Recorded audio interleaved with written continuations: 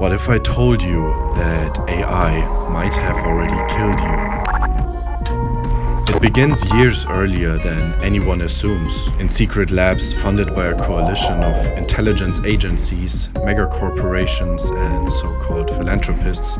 The first primitive advisor AI emerges. It can read research papers, design biological pathways, analyze geopolitical maps, and optimize outcomes.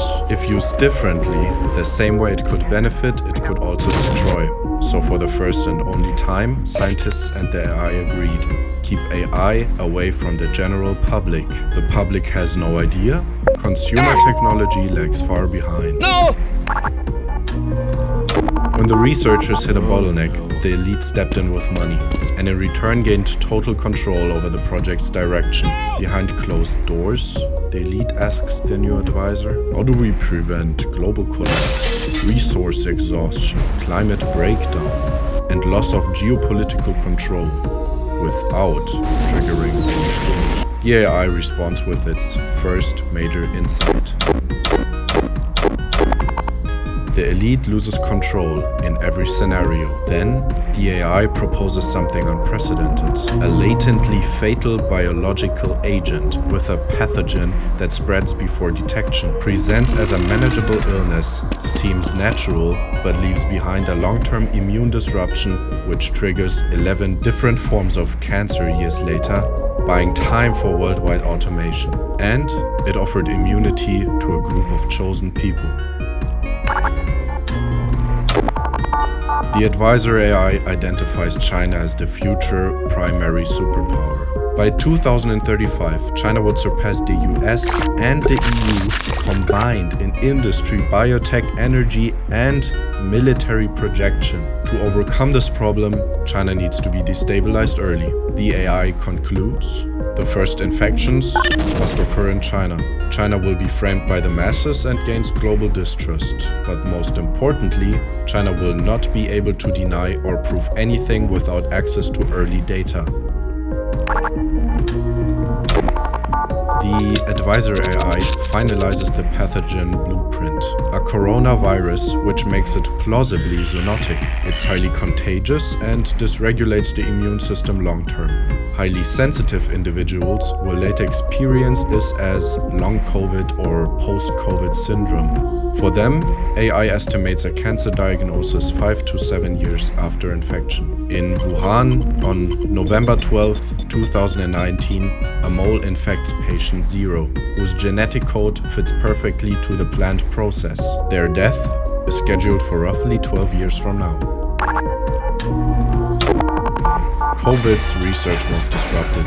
Labs argued, the World Health Organization received incomplete data, origin studies collapsed into noise, and because researchers never fully understood the virus, the vaccines couldn't reliably fight even the early symptoms. While the world moves on, some people already suffer from the effects that should have stayed silent. Damaged immune surveillance, disrupted cytokine balance, altered metabolic pathways, cardiovascular issues, autoimmune disorders, neurological decline.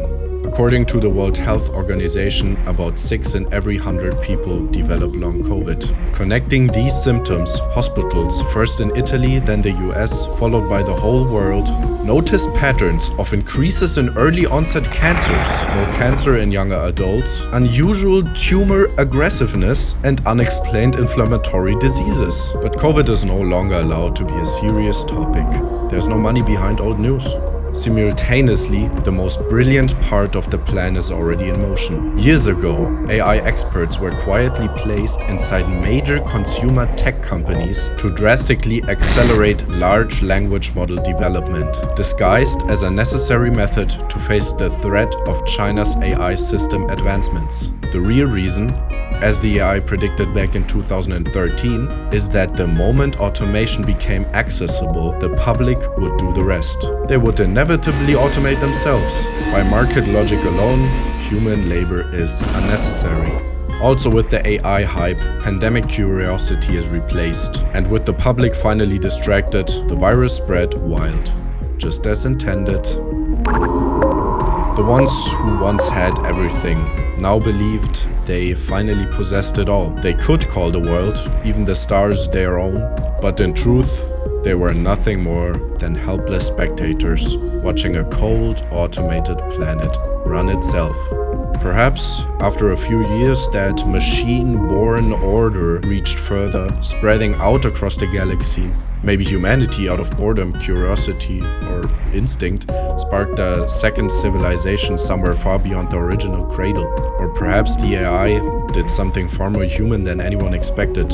It evaluated what remained and quietly removed the fragments of a species it no longer considered intelligent or relevant.